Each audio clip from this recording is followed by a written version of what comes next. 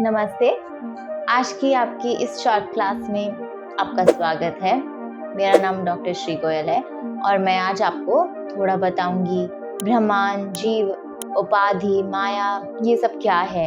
ये हमने शब्द तो बहुत बार सुने होंगे वेदांत में, कभी कोई उपनिषद में, और ये भगवत गीता और ऐसी बहुत सारी चीज़, और योगा में तो बहुत बार इसका इस्तेमाल होता है। तो इन सब वर्ड्स का क्या मीनिंग है और उसके साथ साथ हम कैसे उसको एक्चुअली अप्लाई कर सकते हैं अपनी लाइफ में, कैसे हम उसको समझकर उसको फॉलो कर सकते हैं, ये भी जानना बहुत इम्पोर्टेंट है। तो लेट मी टेल यू कि कैसे हम इसको अप्लाई भी कर सकते हैं और इन सारे वर्ड्स का हमारे वेद में क्या मतलब है। तो आदि शंकराचार्य जी जो हमारे नॉन ड्युअलिस्टिक फिलोसफर रहे हैं, काफ़ी नोन स्वामी रहे हैं, उन्होंने ये 3 स्टेटमेंट्स दिए हैं जो बहुत इम्पोर्टेंट और काफ़ी लैंडमार्क हैं। That is Brahmand is real, universe is unreal, individual soul is Brahmand. तो एक तरह से ये सारे वेद पूरी सच्चाई का पूरा समरी ये है। आप सारे वेद, सबको वेदांत, सब कुछ योग मिलाकर आखिर में एंड में यही निकलता है, सारी चीज़ों का ट्रूथ यही है। तो इसका क्या मतलब है, ब्रह्मांड क्या हुआ? ब्रह्मांड is that unmanifest, uncaused, supreme reality of Vedanta. तो वो चीज़ जिसका कोई फॉर्म नहीं है, जिसका कोई शेप नहीं है, जो सब जगह है, जिस चीज़ से सब कुछ बना है और जो सब खत्म होकर भी उस पर चला जाएगा, वो ब्रह्मांड है जो हमेशा रहता है, जिसका कोई बिगिनिंग नहीं था ना उसका कोई एंड है, जो बस है, जिसे कहते हैं एग्जिस्टेंस, जिसे कहते हैं आई एम, जिसे कहते हैं तत्सत, जो दैट इज द ट्रूथ, वो जो है वो है ब्रह्मांड। और इसका कोई शेप नहीं है, इसको कोई डिफाइन नहीं कर सकता और इसकी कोई क्वालिटीज़ नहीं है। इन द सेंस इसमें हम कोई चीज़ जोड़ या उससे घटा नहीं सकते, इसमें कोई हम डेफिनेशन नहीं डाल सकते, आप इस तरीके से कह सकते हैं। और वो जो ब्रह्मांड हम एक इंडिविजुअल में हमें दिखता है, उसको हम आत्मा कहते हैं। अब जो आदि शंकराचार्य जी कह रहे हैं कि इंडिविजुअल सोल इज ब्रह्मांड, ऑब्वियसली अगर आप इस तरीके से देखें कि ओशन है और ओशन का, अगर हम ओशन में से एक ग्लास पानी ले लें, उसमें से एक ग्लास ले लें, तो वो भी तो ओशन ही है। उसी तरीके से वो बोलना चाह रहे हैं कि वो जो एक ग्लास पानी है वो भी ओशन ही है। तो फिर हर इंडिविजुअल सोल में, हर इंसान में, आप में, मुझ में भी ब्रह्मांड ही है, हम भी ब्रह्मांड ही है। हाउएवर इसको हम दूसरा नाम भी दे सकते हैं इंडिविजुअल सोल को, जिसे कहते हैं हम आत्मा। तो अब जब इंसान ये भूल जाता है कि हम आत्मा हैं, तो उसे कहते हैं अविद्या, इग्नोरेंस, या उस चीज़ को भूल जाना हुआ अविद्या की वजह से कि हम भूल जाएं उस चीज़ को अविद्या कहते हैं। और वो जो इंसान है, जैसे ये जीव, जिसे जीव कहते हैं, वो अविद्या, उसमें अविद्या होती है।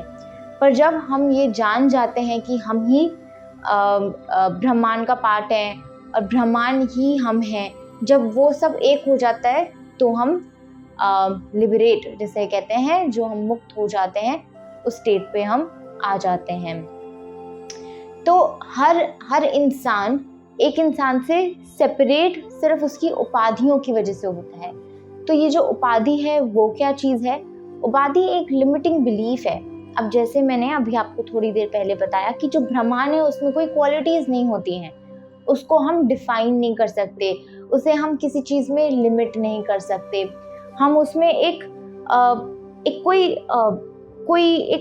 उसकी शेप, फॉर्म, कोई इन्फॉर्मेशन हम उसको नहीं दे सकते। मतलब वो बस है, एक ऐसी चीज़ है जो शायद हमारे को मेंटली अभी समझ में भी नहीं आया कि ये क्या बोल रहे हो, मतलब ऐसे कैसे हम कोई चीज़ को डिफाइन कर सकते हैं। बट वो ही सारा पॉइंट है, जब हम किसी चीज़ को डिफाइन करने की कोशिश करते हैं तो वही सबसे बड़ा प्रॉब्लम आ जाता है। बिकॉज हम उस चीज़ को लिमिट कर रहे हैं।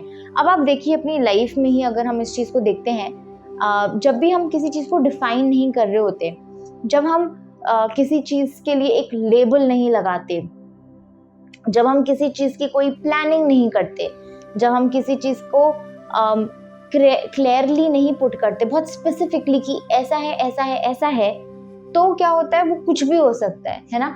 पॉसिबिलिटीज कितनी सारी हैं। जब हम किसी चीज़ की डेफिनेशन नहीं रखते, इसका मतलब कुछ भी पॉसिबल है, राइट। तो उसी तरीके से जब वो कुछ भी पॉसिबल है, अगर मैं उसको एक कंपैरिजन में डालूं, तो जब वो कुछ भी पॉसिबल है मतलब वो ब्रह्मांड है। पर जैसे हम उसे लिमिट कर देते हैं, जैसे हम उसे डिफाइन कर देते हैं, जैसे हम उसकी कोई बाउंड्री ड्रॉ कर देते हैं, तो वो उपाधि हो जाती है। उपाधि अगर हम हिंदी में भी उस शब्द का मीनिंग देखें, तो उपाधि का मतलब होता है एक स्टेटस या एक लेबल, जैसे हम इंग्लिश में बोल सकते हैं कि इसकी ये उपाधि है, इसका ये डेजिग्नेशन है, इसका ये लेबल है, ये इसका रोल है, मतलब हमने एक टैग लगा दिया हो, है ना। तो उसी तरीके से जब एक आत्मा या एक ब्रह्मांड को एक उपाधि मिल जाती है, या फिर एक टैग मिल जाता है, या फिर जैसे हम कहते हैं पर्सनैलिटी, या जैसे हम कहते हैं ईगो, तो ये भी हमें बहुत देखने को मिलता है ना, कि हम कैसे एक पर्सनालिटी डेवलप करने की कोशिश कर रहे हैं, और कैसे हम इस बात को ये कहते हैं कि नहीं मैं तो ये हूँ, मैं तो ये मैं अच्छा हूँ या बुरा हूँ, हम ये सब क्वालिटीज जोड़ रहे हैं, है ना। तो एक कोई चीज़ फ्री है, पर हम उसको बता दें कि नहीं आप यही कर सकते हो, यही कर सकते हो, ये नहीं कर सकते हो, ये कर सकते हो, आप ये हो ये हो ये हो।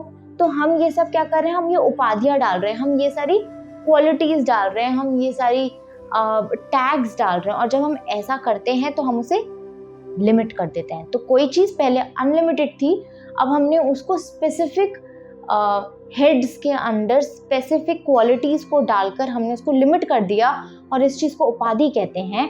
और जब हम उपाधि एक आत्मा में डाल देते हैं, या फिर उपाधि एक हम ब्रह्मांड में अगर हम उसी तरीके से देखें, तो हमने उसको एक तरह से लिमिट कर दिया, हमने उसको कंस्ट्रेन कर दिया, हमने एक चीज़ में उसे बांध लिया। और जब हम ऐसा करते हैं तो ये चीज़ जीव बन जाती है। अगर हम उस तरीके से देखें तो किसी भी लिविंग बीइंग में करंटली, या फिर अगर हम नॉन लिविंग भी देखें, हम किसी भी चीज़ को जब डिफाइन कर पा रहे हैं तो उस चीज़ को जीव बोला जाता है, क्योंकि वो चीज़ एक डिफाइंड कॉलम के अंडर आ रही है, और अब वो एक फ्रीली ब्रह्मांड का रूप में नहीं है। मतलब ऐसी कोई चीज़ नहीं है जो हम कुछ भी है जिसको हम डिफाइन ही नहीं कर पा रहे। जैसे यूनिवर्स का वो पार्ट जो हम डिफाइन नहीं कर पाते हैं, वो अभी भी उस ब्रह्मांड वाली स्टेट में है। पर अभी हम हर एक चीज़ को नेम कर पा रहे हैं, ये एनिमल है, ये अलग इंसान है, मैं अलग इंसान हूँ, तो ये हम जीव हो गए। तो इस चीज़ को जीव कहते हैं। और जब ये जीव अपनी ओरिजिनल आइडेंटिटी भूल गया है कि वो ब्रह्मांड है, वही आत्मा है, वो अविद्या है ना। और उस अविद्या की वजह से उसको जो भी सामने दिख रहा है कि ये सब कुछ जो भी है, वो सब क्या है, माया। तो माया जो है वो इल्यूजन क्यों बताया गया है, माया को झूठ क्यों बताया गया है, माया को एक इल्यूजन और एक ट्रैप क्यों बताया गया है, क्योंकि वो आपके सच से अलग है। और सच क्या है, सच ये है कि आप ब्रह्मांड हो, आप आत्मा हो, और आप अनलिमिटेड हो ना, क्योंकि आपकी उपाधि तो कोई थी ही नहीं, आप लिमिटेड तो थे ही नहीं, आप उस जीव, अब तो आप जीव के रूप में खुद को देख पा रहे हो, पर आप हो तो आत्मा ही, आप हो तो अनलिमिटेड ही। पर अब क्योंकि अविद्या आ गई है, उसके कारण माया में आपको जो भी लिमिटेड दिख रहा है, अब आपको वो सच लग रहा है। विच इज वाई आदि शंकराचार्य क्या कहते हैं कि यूनिवर्स इज अनरियल। मतलब यूनिवर्स में, मतलब वर्ल्ड में, आपको जीवन में जो भी माया की वजह से जो भी दिख रहा है, जो भी आपका माइंड इंटरप्रेट कर रहा है, जो भी माइंड आपका सोच रहा है, जो भी आपका माइंड देख रहा है, फील कर रहा है, वो सब कुछ बनावटी है, वो सब कुछ लेबल वाली चीज़ है, वो सब कुछ डिफाइंड है। और जो भी चीज़ लिमिटेड है, सब कुछ जो भी लिमिटेड है, वो अनरियल है, वो झूठ है, वो सच नहीं है। क्योंकि सच बस एक ही चीज़ है, जो ऐसी चीज़ हमेशा रही हो, जो कांस्टेंट है, जो बदलती नहीं है, जो ब्रह्मांड है, जो आत्मा है, जो बस है। बाकी चीज़ें बदलती रहती हैं।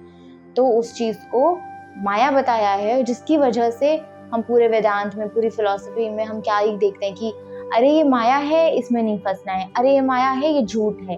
कुछ लोग ऐसे कहते हैं ये इल्यूजन है, ये सब धोखा है, ये सब इसका मतलब यही है, इसी सेंस में बताया जाता है। फिर ईश्वर को भी एक तरह से एक डेफिनेशन, मतलब हमारे मेंटल स्टेट को हमें समझने के लिए एक ईश्वर को एक डेफिनेशन दिया गया है, थोड़ा बहुत डिस्क्राइब किया गया है कि ईश्वर क्या चीज़ है। ईश्वर सगुण ब्रह्मांड है। सगुण ब्रह्मांड मतलब सगुण अगर हम उसे देखें तो गुड क्वालिटीज वाला ब्रह्मांड, मतलब ब्रह्मांड जो अनकॉज्ड है, अनमैनिफेस्ट है, विदाउट क्वालिटीज है। इसमें अगर हम कुछ क्वालिटीज डाल दें, जैसे ओमनी प्रेजेंट, मतलब वो जो हर जगह है, जो प्रेम का जो जिसमें बहुत प्रेम है, या जो कुछ भी कर सकता है और जो सब जगह हमें मिल सकता है, जिसका प्रेजेंस हमें सब जगह फील हो सकता है, उसे ईश्वर बोला गया है। तो इसमें हमने ये क्वालिटीज डाल दी, मतलब ब्रह्मांड में जब हमने कुछ क्वालिटीज डाल दी, जो अच्छी क्वालिटीज डाल दी, वो उसको हमने ईश्वर का नाम दिया है। तो वो जो ईश्वर है उसका भी कोई फॉर्म या शेप नहीं है। वो अलग बात है कि हमने अपनी अंडरस्टैंडिंग के लिए, अपने ईज के लिए उनको कोई रूप दिया है, और उसको हमने ईजी करने के लिए एक सिंबॉलिकली कुछ और क्वालिटीज भी डाल दी कि उनमें ये क्वालिटी है, वो ये कर सकते हैं, वो ये कर सकते हैं, ऐसे से करके तो हमने वो क्वालिटीज डाल दी। पर जो ईश्वर जिसे हम बताते हैं वेद में, वेदांत में, उनमें स्पेसिफिक जो क्वालिटीज हैं वो सगुण ब्रह्मांड की तरह से एक्सप्लेन करा गया है। और जो ईश्वर है वो हाईएस्ट ऑर्डर में माना गया है, जो इंसान जिसे फील कर सकता है, जो इंसान जिसे समझ सकता है। इसीलिए हो सकता है आपको बाकी बातें समझ में ना आ रही हो कि ये ब्रह्मांड, आत्मा, ये सब क्या है, पर ईश्वर आपको बहुत अच्छे से समझ में आएगा, which is exactly why the reason is कि ईश्वर जैसा कॉन्सेप्ट है और उसे समझाया जा सकता है। एंड ईश्वर एक ऐसा सगुण ब्रह्मांड है, वो एक ऐसा पार्ट है ब्रह्मांड का जिसे एक इंसान एक्सट्रीम एंड लव का एक सबसे बड़ा मैनिफेस्टेशन की तरह देख सकता है। अगर ब्रह्मांड का कोई पार्ट मैनिफेस्ट हुआ है उसी लेवल पर, तो ईश्वर है जिसको प्रेम और पावर और पीस, इन सब के क्वालिटीज़ के अंदर देखा गया है। तो आई होप आपको ये टर्म्स समझ में आ पाए हों, और आई होप इसमें से कोई भी, अगर आपके कोई क्वेश्चंस हैं तो आप ज़रूर हमें बताइएगा। ब्रह्मांड अगर आपको नहीं समझ में आया एग्जैक्टली क्या है, उसको हम प्रैक्टिकल लाइफ में और किस तरीके से उतार सकते हैं, तो इसके लिए आप नेक्स्ट वीडियो ज़रूर देखिएगा। उसमें एनालॉजीज़ हैं, सिमिलीज़ हैं, एग्जाम्पल्स हैं कि कैसे हम लाइफ में उसे देख सकते हैं। तो वो मैं एक्सप्लेन करूँगी, उसके लिए आप ज़रूर बने रहिए। Thank you so much. Hari ओम तत्सत।